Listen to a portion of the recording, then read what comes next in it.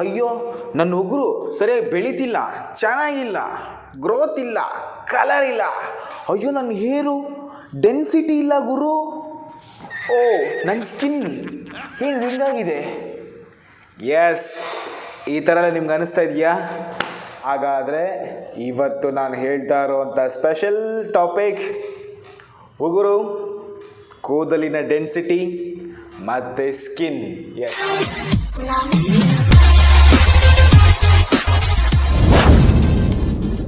ಈ ಮೂರದು ಇಂಪ್ರೂವ್ಮೆಂಟ್ಸ್ಗೋಸ್ಕರನೇ ಇರುವಂತಹ vitamin, mineral ಮತ್ತು ಹರ್ಬ್ಸ್, ಇದಕ್ಕೆ ಸಂಬಂಧಪಟ್ಟಂಗೆ ಇವತ್ತು ಮಾತಾಡ್ತಾ ಇರೋದು. ಎಸ್, ಅದರಲ್ಲಿ ಬಹಳ important protein, biotin as well as A, C, E, vitamin B complex series. Yes, ಇವತ್ತು ತುಂಬ ಸ್ಪೆಷಲ್, ಅದರಲ್ಲೂ ತುಂಬ ಸ್ಪೆಷಲ್ ಬಯೋಟಿನ್. ಎಸ್, ತುಂಬ ಜನಕ್ಕೆ ಹೆಸರೇ ಹೊಸದು ಇರಬಹುದು, ಅಥವಾ ಎಲ್ಲೋ ಒಂದು ಕಡೆ ಫ್ಲಿಪ್ಕಾರ್ಟಲ್ಲೋ ಎಲ್ಲೋ ಅಮೆಝಾನಲ್ಲೆಲ್ಲೋ ನೋಡ್ದಂಗೆ ಇದೆಯಲ್ಲ ಅಂತ ಅನಿಸ್ಬೋದು. ಎಸ್, ಇವತ್ತಿನ ಟಾಪಿಕ್ ಬಯೋಟಿನ್, ವಿಟಮಿನ್ B7 ಅಂತ ಬಿ ಅಂದರೆ ಬಿ ಕಾಂಪ್ಲೆಕ್ಸ್ ಅಂತ ಅರ್ಥ, ಬೇರೆ ಏನೇನಿಲ್ಲ. B7 ಅಂತ ಕರೆಯುವಂತಹ ಬಯೋಟಿನ್. ಬಯೋಟಿನ್ ಅನ್ನೋದು ಒಂದು ವಿಟಮಿನ್. ಆ ವಿಟಮಿನ್ ನಮ್ಮ ಬಾಡಿಗೆ ಹೇರ್ ಗ್ರೋತ್ಗೆ ಸಪೋರ್ಟಿವ್ ಆಗಿರುವಂತಹ ಮೇಜರ್ ನ್ಯೂಟ್ರಿಯೆಂಟ್ಸ್ ಅಷ್ಟೇ ಅದು. ಸೊ ಹೇರ್ ಗ್ರೋತ್ಗೆ ಸಾಕಷ್ಟು ನ್ಯೂಟ್ರಿಯೆಂಟ್ಸ್ ಬೇಕು, ಅದರಲ್ಲಿ ತುಂಬ ಇಂಪಾರ್ಟೆಂಟ್ ಪ್ರೋಟೀನ್. ಸೊ ಪ್ರೋಟೀನೇ ಬಿಟ್ಟರೆ ನೆಕ್ಸ್ಟ್ ಬೇಕಾದ್ದು ವಿಟಮಿನ್ B7, ನಮ್ಮ ಬಯೋಟಿನ್. ಅದು ಕನ್ನಡದಲ್ಲಿ ಏನಂತ ನನಗಂತೂ ಗೊತ್ತಿಲ್ಲ. ಎಸ್, ಇಂಗ್ಲೀಷಲ್ಲಿ ನನಗೆ ಗೊತ್ತು ಅಷ್ಟೇ, ಕನ್ನಡದಲ್ಲಿ ಗೊತ್ತಿಲ್ಲ. ಸೊ ಬಯೋಟಿನ್ ಪ್ರತಿ ದಿವಸ 30 mcg ಅಷ್ಟು ಬಯೋಟಿನ್ ರಿಕ್ವೈರ್ಮೆಂಟ್ಸ್ ಇರುತ್ತೆ ಆ್ಯಾವ್ರೇಜ್ ಪರ್ಸನ್ಸ್ಗೆ. 10 mcg ಫಾರ್ ಚಿಲ್ಡ್ರನ್ಸ್ಗೆ, 20 mcg ಫಾರ್ ಒಂದು 14 ವರ್ಷ ಮೇಲ್ಪಟ್ಟವ್ರಿಗೆ, 19 ವರ್ಷಕ್ಕಿಂತ ಮೇಲ್ಪಟ್ಟಂತಹ ಗಂಡಸರಿಗೆ, ಹೆಂಗಸರಿಗೆ, ಪ್ರೆಗ್ನೆಂಟ್ ಲೇಡೀಸ್ಗೆ ಪ್ರತಿಯೊಬ್ಬರು ಕೂಡ 30 mcg ಮಿನಿಮಮ್ ರಿಕ್ವೈರ್ಮೆಂಟ್ಸ್ ಇದೇ ಇರುತ್ತೆ.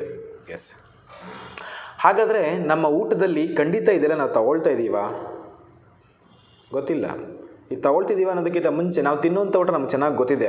ಬೆಳಗ್ಗೆ ಏನೊಂದಿಷ್ಟು ಇಡ್ಲಿ ತಿಂತೀವಿ, ದೋಸೆ ತಿಂತೀವಿ, ಇಲ್ಲ ಚಪಾತಿ ತಿಂತೀವಿ, ತಿಂದೇನೂ ಇರ್ತೀವಿ, ಹೆಂಗೆ ಬೇಕಾದ್ರೂ ಆಗ್ಬೋದು. ಮಧ್ಯಾಹ್ನ ಊಟದಲ್ಲಿ ಅದೇ ಅನ್ನ ಸಾಂಬಾರು ಬೇಳೆ ಸಾರು, ಸಂಜೆ ಕಾಫಿ ಟೀ, ರಾತ್ರಿ ಮತ್ತೆ ಮಧ್ಯಾಹ್ನ ಮಿಕ್ಕಿರುವಂಥ ಅನ್ನ ಸಾಂಬಾರು ಇಲ್ಲ ಚಪಾತಿ.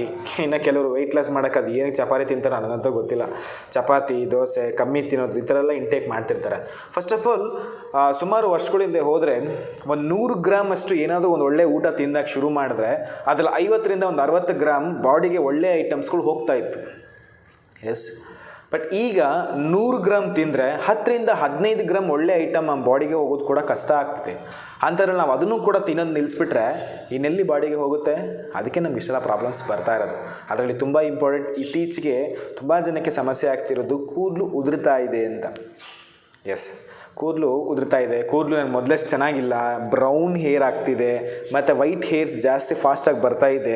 ನನ್ನ ಕೂದಲು ಮುಟ್ಟಿದ ತಕ್ಷಣ ಒಳ್ಳೆ ತೆಳುವಾಗಿ ಕಾಣಿಸ್ತಿದೆ, ಒಳ್ಳೆ ಯಾವುದೋ ಕೂದಲು ಅಜ್ಜಿ ಕೂದಲು ಮುಟ್ದಂಗೆ ಆಗ್ತದೆ, ಸ್ಮೂತ್ ಇದೆ, ಹೋಗ್ತಾ ಇದೆ ಒಳಗೆ, ರಫ್ ಇಲ್ಲ, ಗಟ್ಟಿ ಇಲ್ಲ, ಥಿಕ್ನೆಸ್ ಇಲ್ಲ, ಡೆನ್ಸಿಟಿ ಇಲ್ಲ, ಹೀಗೆಲ್ಲ ಕೆಲವ್ರದ್ದು ಅಭಿಪ್ರಾಯ.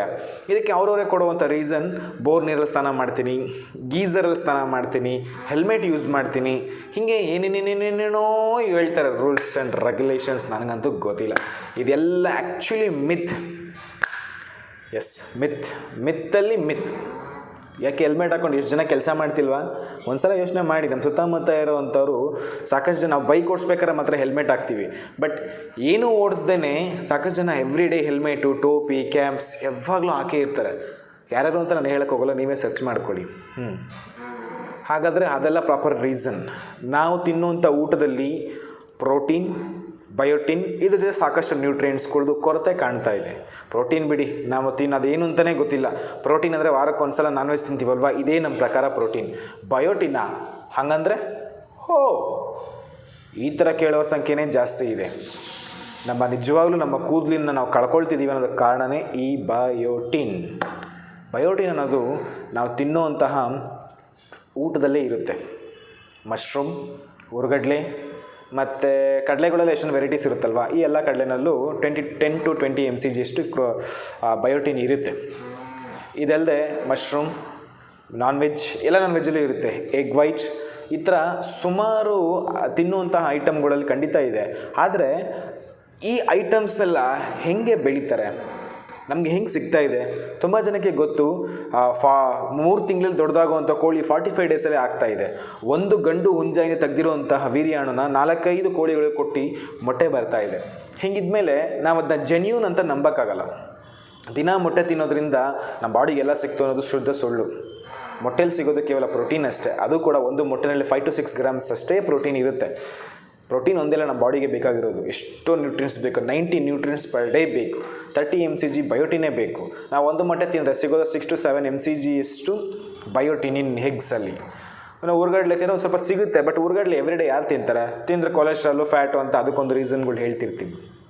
ಇದು ತಗೊಳ್ಳದೇ ಇದ್ದರೆ ನಮ್ಮ ಉಗುರಿನ ಕೆಲವ್ರಿಗೆ ನೋಡಿ ತುಂಬ ಜನಕ್ಕೆ ಪ್ಲೈನ್ ಆಗಿರುತ್ತೆ, ಕೆಲವರಿಗೆ ಗ್ರೋತ್ ಆಗೋಲ್ಲ, ಕೆಲವರಿಗೆ ಆ ಉಗುರಿನ ಕ್ವಾಲಿಟಿನೇ ಚೆನ್ನಾಗಿ, ಕೈ ನೋಡಿರೋ ಹತ್ರ ಅಸಹ್ಯ ಆಗುತ್ತೆ, ಅವ್ರ ಕೈ ಅವರೇ ನೋಡ್ಕೊಂಡ್ರೆ ಅಸಹ್ಯ ಆಗುತ್ತೆ. ಇನ್ನು ಕೆಲವರಿಗೆ ಕಾಲಲ್ಲಿ ಈ ಸಮುದ್ರದ ಅಲೆಗಳ ಥರ ಬಂದುಬಿಟ್ಟಿರುತ್ತೆ ಉಗುರು, ಮತ್ತು ಗ್ರೋತು ಆಗಲ್ಲ, ಹಾಗೇ ಇರುತ್ತೆ. ಮತ್ತು ಆ ಕಾಲಿನ ಉಗುರಲ್ಲಿ ಸೀಲ್ ಇರುತ್ತೆ, ಕಾಲಲ್ಲೂ ಇರುತ್ತೆ, ಕೈಯಲ್ಲೂ ಇರುತ್ತೆ. ಕೆಲವರಿಗೆ ಆ ಸೀಲ್ ಬಿಟ್ಟಂಗೆ ಇರುತ್ತೆ, ಅಂದ್ರೆ ಕ್ರ್ಯಾಕ್ ಥರ ಆಗಿರುತ್ತೆ.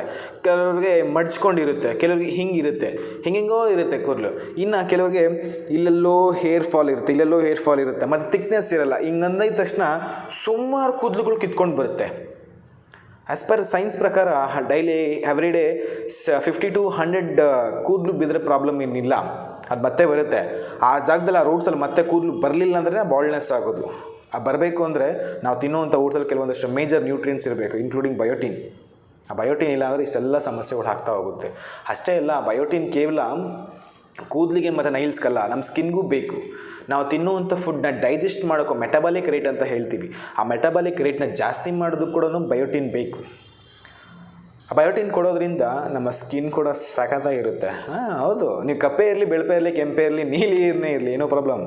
ಬಟ್ ಅಲ್ಲಿ ಆ ಚಾರ್ಮ್ನೆಸ್ನ ಜಾಸ್ತಿ ಮಾಡೋದಕ್ಕೆ ಬಯೋಟಿನ್ ವೆರಿ ಇಂಪಾರ್ಟೆಂಟ್.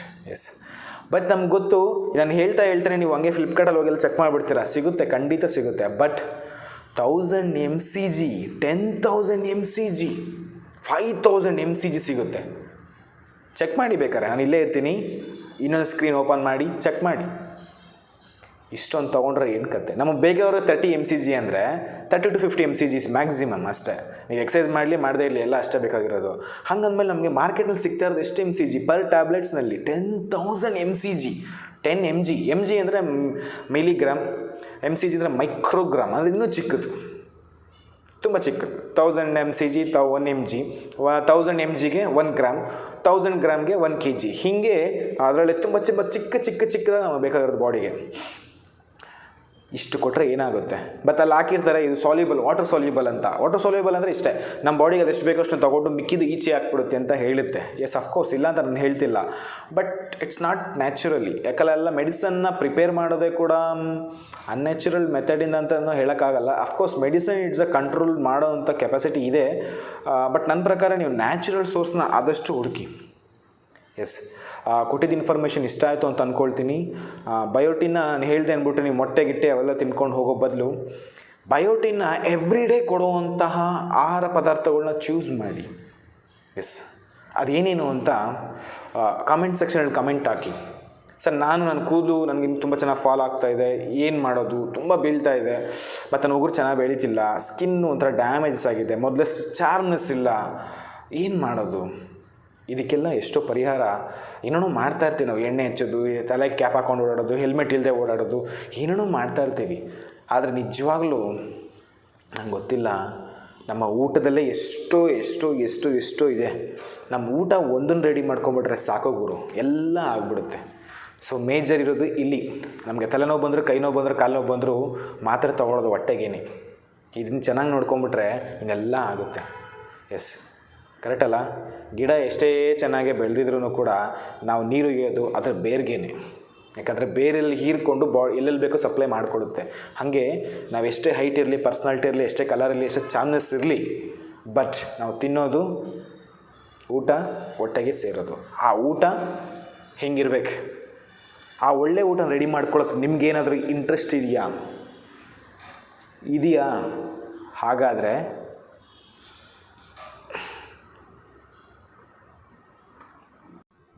ಬಾಯ್.